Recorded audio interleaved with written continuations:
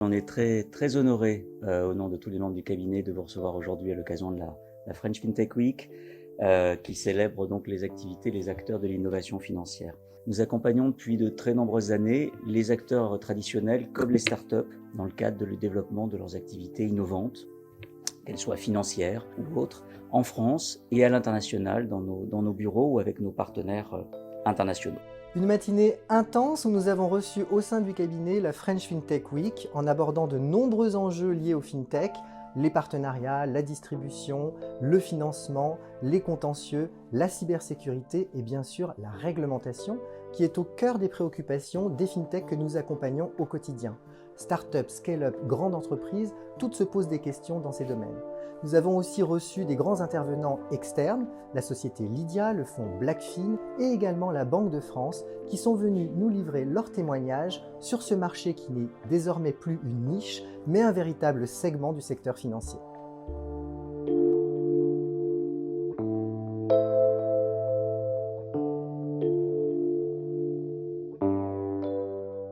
La première recommandation, c'est de faire des contrats, donc bien rédiger les obligations de chaque partie et s'assurer que toutes ces obligations sont écrites pour éviter des litiges futurs.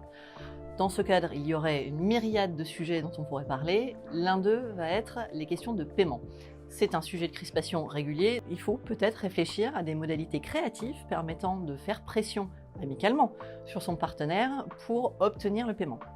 Ça peut être des aménagements des modalités de paiement, donc prévoir un acompte dès l'entrée en relation et ensuite le solde payé au moment de la livraison du produit ou du service objet du contrat. Ça peut être un étalement des paiements de façon régulière assorti d'une suspension du service rendu ou des produits fournis en cas de retard de paiement, ce qui permet tout de suite d'arrêter de travailler et de dire que si on n'a pas d'argent, on ne travaille pas. Donc les levées de fonds dans les startups, il y a quelques particularités à noter. Évidemment, c'est un environnement régulé. Du coup, il y a des conséquences en termes d'obtention d'agréments qui peuvent conditionner la levée de fonds. Et la viabilité du projet dépend évidemment de l'obtention d'un agrément et l'agrément lui-même est souvent conditionné à la réalisation d'une levée de fonds. Autre grande particularité, la levée de fonds auprès de groupes bancaires. Les groupes bancaires sont des investisseurs privilégiés des startups. Évidemment, on va être confronté aux particularités du corporate venture avec des pratiques de la part de groupes bancaires qui peuvent être un peu différents de VC classiques.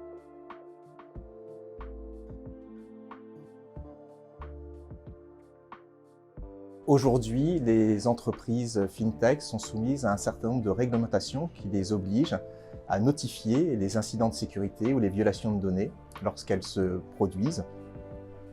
Ces réglementations sont variées, différentes, utilisent un vocabulaire qui n'est pas toujours le même, utilisent des délais qui sont différents d'une réglementation à l'autre. Les notifications se font auprès de régulateurs différents, qu'il s'agisse de la CNIL, de la CPR, de la Banque de France ou d'autorités futures.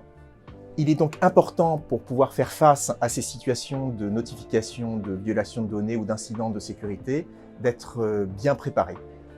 C'est pour ça que ma principale recommandation tient en 3 mots, préparation, préparation, préparation. C'est impossible, compte tenu des délais qui sont imposés, de la complexité de cette réglementation, des interactions qui existent entre les différentes réglementations qui n'ont pas les mêmes objectifs, n'utilisent pas le même vocabulaire, de pouvoir réagir dans l'urgence et dans le stress, parce que quand vous avez un incident de sécurité, votre priorité, c'est pas de notifier le régulateur, c'est de vous occuper de vos clients, de régler les difficultés, de trouver l'origine, de trouver une solution de contournement.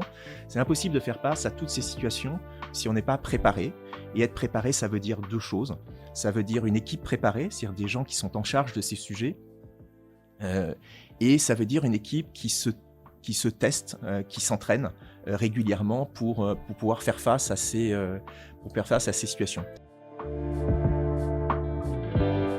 Moi, j'adore quand un client me dit qu'il aime la régulation. J'adore ça parce que mon métier, et notre métier, c'est de la décoder et effectivement de faire en sorte de la rendre intelligible pour ceux qui vont pouvoir ensuite s'appuyer dessus et l'utiliser. Et notre métier d'avocat, de juriste, ou même de non-juristes, notre métier, en fait, on le conçoit comme un métier de médiateur. On est un médiateur, comme vous l'êtes dans les paiements, on est un médiateur sur une prestation intellectuelle qui est un petit peu particulière, qui est la réglementation. Qu'elle soit effectivement européenne, qu'elle soit législative, qu'elle soit réglementaire, quelle que